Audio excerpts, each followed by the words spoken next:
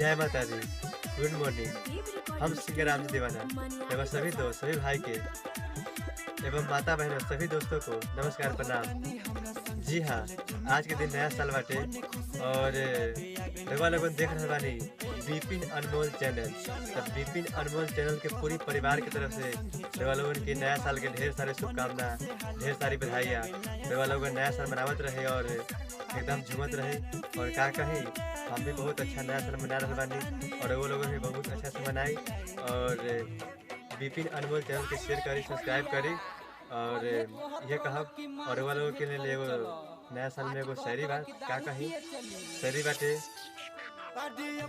आपका नाम greeting card पर सजा रहा हूँ दोस्तों, आपका नाम ग्रीटिंग कार्ड पर सजा रहा हूँ दोस्तों। नया साल में दिल के हाल बता रहा हूँ दोस्तों। मैं हूँ सिंगर राम जी दीवाना।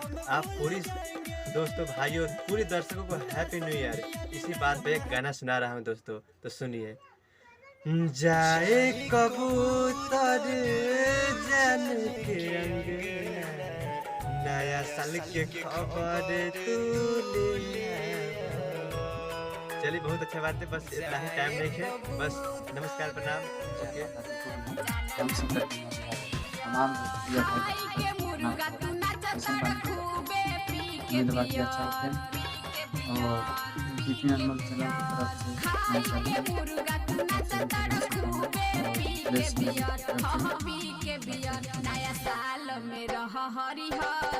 नमस्ते, प्रणाम, हर हर महादेव। हम सिंगर मिथिलेश मैजिक राउत, छोटा लड़का, भाई भतीजा। और ये कह के चाहे कि हैप्पी न्यू ईयर दिल से। तो जहाँ रहे आबाद रहे, यहाँ रहे चाहे इलाहाबाद रहे, जियो हजारों साल भाई। नए साल का मुबारक है हमारे तरफ से। और ऐसे जहाँ रहे हंसते रहे। और हैप्पी न्यू ईयर हमारे तरफ से भी और हमारे विपिन अनमोल चैनल के तरफ से पूरा टीम कर रहा बा। और ये कह के चाहे कि अच्छे से खाई, अच्छे से पिकनिक मनाई। और हमारे चैनल को सब्सक्राइब करब, चैनल को सपोर्ट दें, लाइक करब, कमेंट करब, शेयर करब।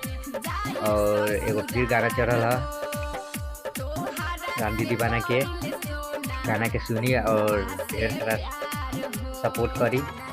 ये कह के चाहे। नमस्ते, प्रणाम।